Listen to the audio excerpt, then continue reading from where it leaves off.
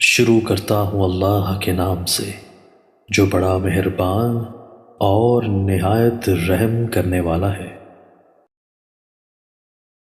سیدنا تمیم داری رضی اللہ تعالیٰ عنہ کہتے ہیں کہ رسول اللہ صلی اللہ علیہ وآلہ وسلم نے فرمایا، یہ دین وہاں تک پہنچ جائے گا جہاں تک دن رات پہنچے ہوئے ہیں۔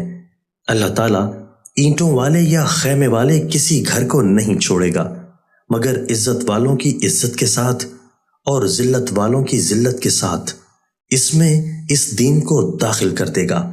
عزت اس طرح کہ اللہ تعالیٰ ان کے ذریعے اسلام کو غلبہ اور عزت عطا کرے گا، اور ذلت اس طرح کہ اللہ تعالیٰ کفر کو ذلیل کر دے گا۔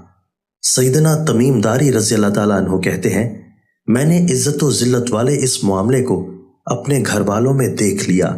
ہم میں سے مشرف با اسلام ہونے والوں نے خیر، شرف اور عزت کو پا لیا، اور ہم میں سے جو لوگ کافر رہے ذلت و حقارت اور جزیہ ان کا مقدر بنا۔